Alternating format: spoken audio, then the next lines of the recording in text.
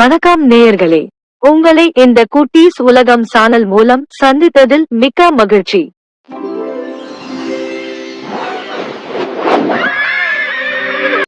இன்று நான் உங்களுக்கு புதிய கதை ஒன்று சொல்லப் போகிறேன். ஒரு காட்டில் காகம், எலிமான், ஆமை ஆகியோர் நண்பர்களாக வாழ்ந்து வந்தனர். அவர்கள் தினமும் ஒருவருக்கொருவர் சந்தித்து பேசி மகிழ்ந்திருப்பார்கள். நாம் நால்வரும் நல்ல நண்பர்கள். ஆம், ஒருவருக்கொருவர் எப்போதும் உதவுவோம். நட்புதான் நம்ம பலம். ஆமாம், அப்படியே இருப்போம். ஒரு நாள் இரை தேடிச் சென்ற மான் வெகு நேரம் ஆகியும் திரும்பி வராத கண்டு எலியும் ஆமையும் வருத்தமடைந்தன. உடனே காகம், நான் போய் தேடி பார்த்து வருகிறேன் என்று பறந்து காற்றுக்குள் சென்றது. ஐயோ, வலையில் மாட்டிக்கொண்டேன், காப்பாற்றுங்கள். வெகு தூரத்தில் வேடன் விரித்த வலையில் மான் சிக்கியிருப்பது கண்ட காகம் பார்த்து திரும்பி வந்து எலி மற்றும் ஆமையும் உதவிக்கு அழைத்தது. நண்பா, எலியே, வேகமாக வா. நமது நண்பன் மான் ஆபத்தில் உள்ளான். நண்பா, எலியே, நமது நண்பன் மான் ஆபத்தில் உள்ளான். மூவரும் மான் இருக்கும் இடத்தில் சென்றன. ஐயோ, வலையில் மாட்டிக்கொண்டேன், காப்பாற்றுங்கள். கவலைப்படாதே நண்பா, நாங்கள் இங்கே இருக்கிறோம். இப்போது நீ சுதந்திரமாக இருக்கிறாய் நண்பா. எலி வலையை கடித்து மானை காப்பாற்றியது. நன்றி நண்பா, இதுதான் உண்மையான நட்பு. சற்று தூரத்தில் வேடன் வருவதைக் கண்ட காகம், எலிமான் விரைவாக மறைவிடத்திற்கு சென்றுவிட்டன.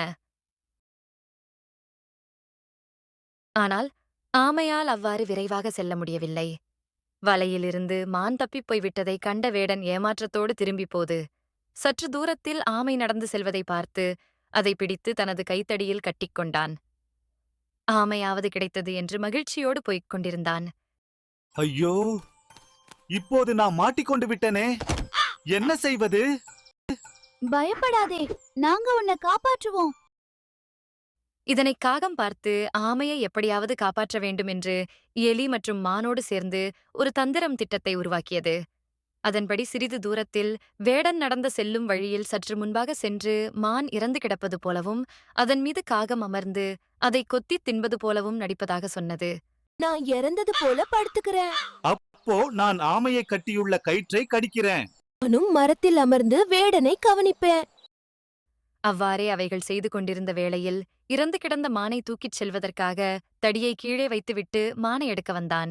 இப்போது எலி கைத்தடியில் கட்டப்பட்டிருந்த கயிற்றை கடித்து ஆமையை தப்பிக்கச் செய்தது. வேடன் அருகில் வருவதைக் கண்ட காகம் மேலே பறந்து கரைந்து மானுக்கு சிக்னல் கொடுத்தது. மான் உடனே விரைவாக எழுந்து ஓடிவிட்டது. வேடன்தான் ஏமாந்து போனோம் என்று வருத்தத்தோடு திரும்பி வந்து பார்த்தால் கைத்தடியில் கட்டப்பட்டிருந்த ஆமையும் இப்போது காணவில்லை என்று துயரத்தோடு வீட்டிற்குச் சென்றான்.